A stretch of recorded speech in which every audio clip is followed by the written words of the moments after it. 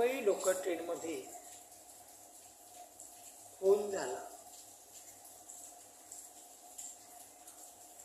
पावसाचे पाणी येत आहे, दरवाजा लावा, ह्या वादातून खून झाला.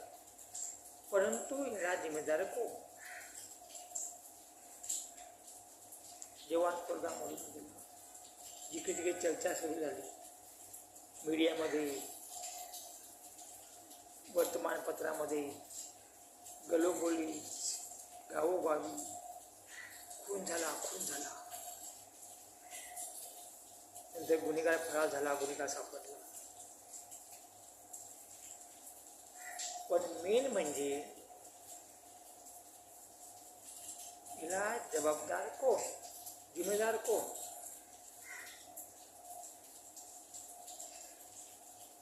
तिने खून का केला? तिला टेन्शन होतं की अहंकार होता, तिच्या मनात काय चाललं होतं, डोक्यात काय विचार होते, ते तिने प्रकट केलं, खून केला. हेच मेन कारण. दरवाजा लावा, पाणी येतं, याचा काही संबंध नाही. फक्त अहंकार, कधी टेन्शनमध्ये होता, मनात कधी वेगळं चाललं होतं, म्हणून तुम्ही खून केलं. मग सगळं त्याच्या मनामध्ये काय येत होतं, टेन्शन काय येत होतं, आणि ते याच्यामुळे त्याने खून केला. तर मग त्याच्या टेन्शनला जबाबदार कोण असेल तर महाराष्ट्र सरकार आहे, हे आम्ही स्पष्टपणे सांगतो.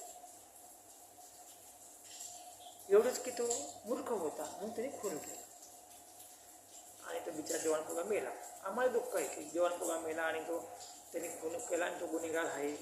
परंतु तिला कारणीभूत कोण आहे, जबाबदार कोण आहे, जिम्मेदार कोण असेल तर महाराष्ट्र सरकार.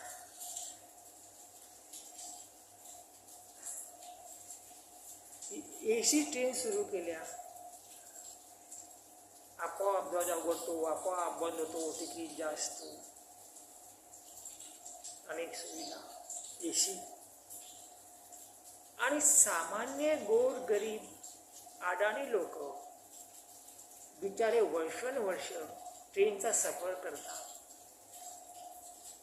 ट्रेनमध्ये गर्दी, लटकून जातात अक्षरशः. पावसाचं पाणी आतमध्ये येतं, बसायला जागा नाही, ट्रेनमधून खाली पडतात, अपघात होतात. त्यांचा कोणी विचार केलेला नाही. मग त्यांचा विचार काय केला जात नाही? फक्त तिकीट काढा, टिश्यू उभा आहे बाहेर, तिकीट चेक करायला. गर्दी असली, पुढच्या प्लॅटफॉर्मला उतरलं की तुमचं तिकीट संपलेलं आहे, पास संपलेलं आहे, इथपर्यंतच होता, पावती फाडा. तिकीट काढायला गेले असता सुट्टे पैसे द्या, दिशाभूल केली जाते.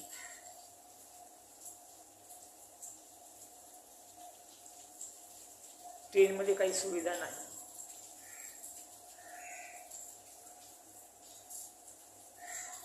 म्हणजे हे षड्यंत्र काय आहे? हे समाजासमोर आलं पाहिजे, खऱ्या गुन्हेगार पकडलं पाहिजे.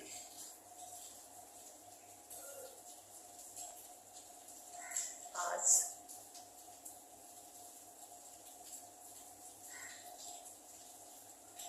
ट्रेनमध्ये एवढी गर्दी असते की पाय ठेवायला जागा नाही, तरी सुद्धा सामान्य गरीब लोकांना जावंच लागतं. लोक टिटवाळ्या, कर्जत, कुठनं मुंबईला कामाला पोट्या पाण्यासाठी. का सगळेच काय हायफाय मोठे गव्हर्नमेंट सर्व्हिसवाले आहेत की गव्हर्नमेंट सर्व्हिस आहे, फुकटाचा पैसा भेटत आहे. गेले ते गेले, नाही गेले, पेन्शन फंड, बोनस चालू नाही का. ट्रेनमध्ये मेले पण शहीद झाले म्हणून त्यांना मानधन भेटू शकते, त्यांना शिक्का म्हणून सर्टिफिकेट भेटू शकते. तसं काही नाही आहे. सामान्य लोकांना जावंच लागतं कामासाठी. पुढे कॉन्ट्रॅक्टमध्ये काम करतो, हातावर कमवून पानावर खाणारे लोक. मग यांचा विचार काय केला जात नाही? म्हणजे ही सतत चाल खेळली जात आहे गरिबांना मारण्यासाठी. आणि देशाचा सत्यानाश करायचा असेल तर महाराष्ट्राचा करा, आणि महाराष्ट्र करायचा असेल तर सर्वप्रथम मुंबई ठाणे जिल्ह्याचा सत्यानाश करा, तरच हिंदुस्थान विकता येणार. आणि म्हणून काय षड्यंत्र रचले गेले तर मुंबई नष्ट करा. तर कशी सुरुवात करा? सर्वप्रथम स्वच्छ आणि सुंदर नावाखाली सर्वनाश. टापटीप बघा,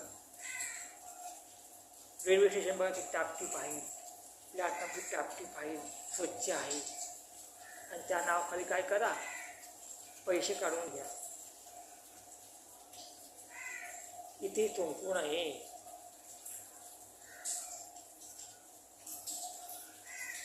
स्वच्छता बाळगा, तिकीट काढा. तिकीट काढलं आणि पडलं तरी आपला दोष. आणि तिकीट काढलं आणि उतरायला नाही भेटलं, पुढच्याच प्लॅटफॉर्मला उतरलं तर पण आपला दोष. आणि अलाउन्स करणारे काही वेळा सांगत सुद्धा नाही की स्टेशन येणार आहे. ते भरतच काही सांगतात किंवा सांगत पण नाही. मग याला जिम्मेदार कोण? सरकार नाही, रेल्वे नाही. हे सर्व षडयंत्र चाललेलं आहे. आणि महाराष्ट्र सरकार गुन्हेगारांना सपोर्ट करत आहे. हे लक्षात घेणे गरजेचं आहे. जेवढा त्या व्यक्तीने फोन करून गुन्हेगार बनला असेल ना, त्याच्यापेक्षा जास्त पटीने गुन्हेगार महाराष्ट्र सरकार आहे. फक्त सुंदर प्लॅटफॉर्म आणि स्टेशन बनवणं बी झालं का? इकडून तिकडे उतरा, तिकडून तिकडे उतरा, चढा आणि उतरा, बस हेच करा. आणि पैसे द्या, आम्हाला पैसे द्या. आम्ही बघतो गिऱ्हाईक कुठे भेटतात. तिकीटला लाईन, चढायला जागा नाही. हे षडयंत्र काय? म्हणून सांगायचं एवढंच की जी व्यक्तीने खून केला तो गुन्हेगार असू शकतो आहे, हे आम्ही मान्य करतो. पण त्याच्यापेक्षा जास्त पटीने महाराष्ट्र सरकार गुन्हेगार आहे. महाराष्ट्रीयन सरकार हालचाल का करत नाही? आणि काय षडयंत्र आहे? सतत चार खेळली जाते ती समोर का आणत नाही? फक्त तू मागो बोट डोबे वडापाव दूंगा. सत्ता आणि कोशिश पाहिजे मला हजार पिढी बसून खाण्यासाठी. हे सर्व बंद झालं पाहिजे ना, पण हे बंद होऊ शकत नाही. याला जिम्मेदारी आहेत महाराष्ट्र सरकार. कारण सगळे ठेकेदार, राजकीय पक्ष, नेते, अभिनेते, पदवीधर, प्रतिष्ठित उद्योगपती स्वतंत्र झालेत. काही करू शकतात, कोणताही खेळ खेळू शकतात, कोणतेही षडयंत्र खेळू शकतात हिंदुस्थानाचा सत्ता करण्यासाठी. सुरुवात महाराष्ट्र मुंबईपासून केलेली बघा. म्हणून तो गुन्हेगार आहे, त्याने खून केला. त्याच्यापेक्षा लाख पटीने गुन्हेगार महाराष्ट्र सरकार आहे. ती डोळे असून आंधळी झालेली, कान असून बंद आहेत, तोंड असून बोलत नाही.